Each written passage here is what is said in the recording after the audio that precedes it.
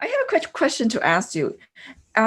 For women in the 40 who are starting to lose muscle, and if they have to keep one supplement or vitamin that they need to have that kind of figure, like lean, or maintain the kind of muscle like they were in their 2030, what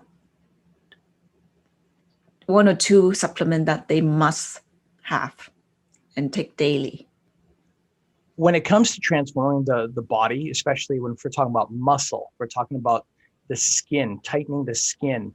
And I say that because a lot of women, as you and I know, they don't want just toned muscles. They want the skin to look fresh. They want their skin to look younger. That's why they want more muscle tone, because it represents a tighter, firmer look. So Mhm. that answer is kind of like we've said before in previous videos, where transformation, a full transformation like yours, where you've really made it a night and day difference for yourself between 2018 when we started and now. You and I both know it's not just one or two things. It's a whole slew, like a recipe. It's literally like a recipe of transforming your body between training and supplements and recovery. But for the Mhm. sake of this video, getting right into the top two things, if Yes. a person didn't have any other, like if they could only take two things and that was it, bar none, Mhm. bare minimum, the Yes. two things I would highly, highly recommend would be, well, one is protein. Okay. But when it comes to protein, we've always talked about, protein being just like protein powder, right? Yes.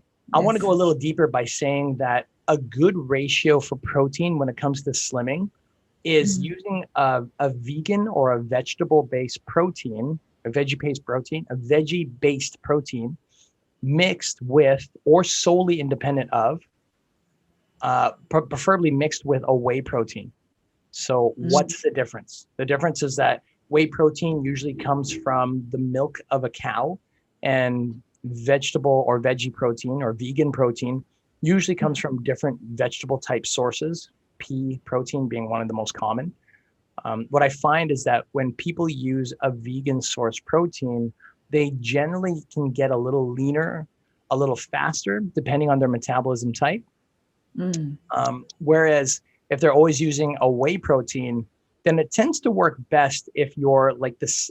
If you're, it works fine if you're the slim or the athletic metabolism type.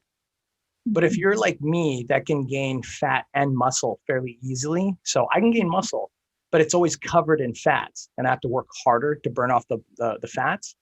Then Right. usually leaning towards a vegan type of protein, where like 80/20 is usually a lot more beneficial.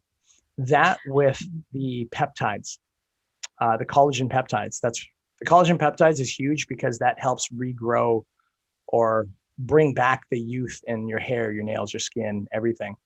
Collagen, but it has to be the Right. peptide, not just collagen itself. Collagen itself is great, but collagen Mhm. peptide, what peptide really means is just the way that's created is just a lot more broken down per se. Like there's a whole, you can look it up on Google, but in terms of absorption, a person usually has a better ability using or absorbing collagen peptide than they do just regular collagen.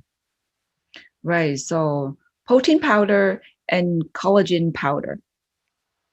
Protein powder and collagen peptide powder. Oh, Yes. yeah. Those are actually two of my favorite. Why is because I know that um, it makes a huge difference in the way my body look and feel now.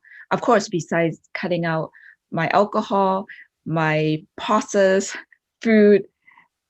But the thing is, it's amazing that what our body can do can we can um, like recover for so many of the years of damage that I that we many people put into our body, and Mm-hmm. yet so the reason I ask is because so many women um wanted to transform, but then the thing is I wanted them to start with little, just by even though they don't work out, but just taking some protein powder, they will feel the difference in the body. And then when they see the difference in the body, they will begin to believe that it worked. Many people don't, women don't believe it.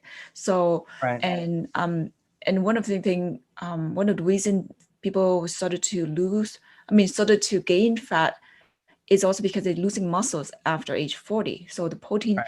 put in the body and then slowly maintain or rebuild the muscles. Right, right. I totally agree with what you're saying. And the difference, like what you're referring to, really, when we break down that what's happening, it just Right. bottom line comes down to a cultural difference. And what I mean by culture is that, when you're living here in the Western world, there's a certain kind of culture. If you live in the East, there's a different kind of culture. Here in the West, within the culture, there's subcultures. And what I mean specifically by culture, really, the simple version is just group habit. So the Mhm. group habit, the cultural group habit of people in the fitness industry is that they want to look their best, they want to feel good, and they want to look young. They want to live and perform and look younger than their actual age. So to Mhm. do that, they understand that there's certain ways to eat and to live that can support the result of looking and feeling younger.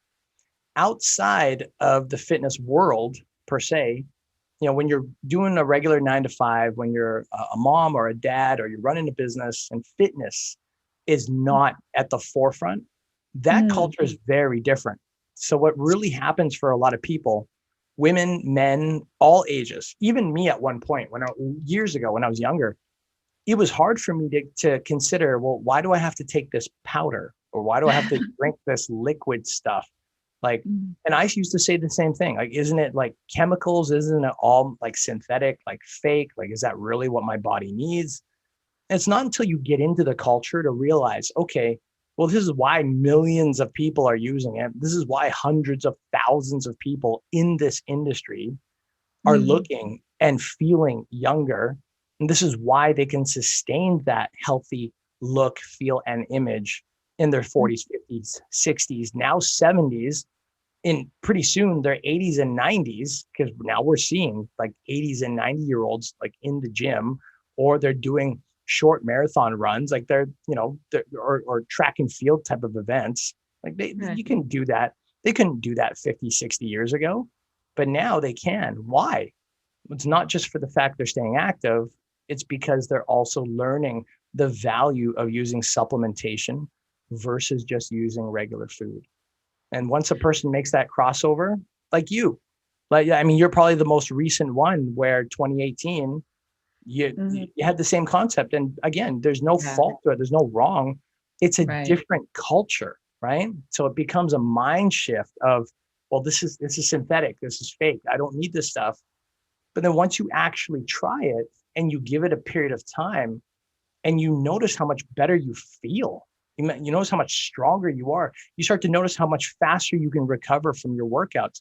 You start to notice your own body looking better in the clothes you might have put away months ago and pulled it out again. And you're like, wow, my legs look better. My abs look better. My butt looks better. My whatever looks and feels better.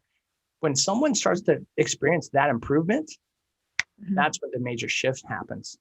And that's all I people totally have to agree. get exposed to. Right. I totally agree when it comes to culture. We actually have to shift our um our environment, right? Like for me, I have to move to the fitness culture. What are they eating? They're getting the result. So is changing your environment, or we mentioned about changing your identity to be like those people who have results. Again, come back to the success leaves clues, right? Right. If other Right. people can do it, so can you. 100%. Yeah, this is a really good point when you're talking about changing identity. Two things Right. can happen. Either A, we can go into a culture feeling the Yeah. same and then feel rejected because Yeah. that culture is doing things very different from us. Right. Or we can learn to merge with that culture by finding out what's their lifestyle. What do they do? Right. What do they do different that I'm not doing now? So Right. when we find that out and then we take part in that culture, then it's much easier to feel connected to it and to Right. stay in it versus feeling Right. like the outsider that has to do something that feels totally abnormal. But when really we want the result.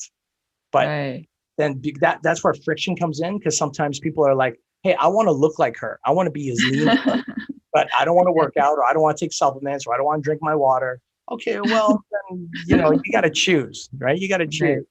Once a Yeah. person makes that culture shift in their mind first, Right. taking Right. part in that culture change becomes a lot easier.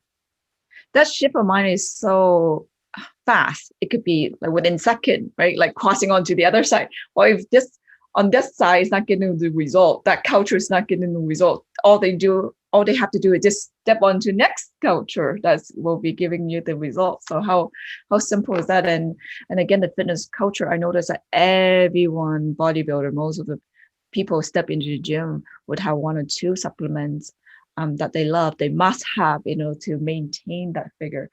So Absolutely. thank you Absolutely. so much. Thank you. Appreciate it.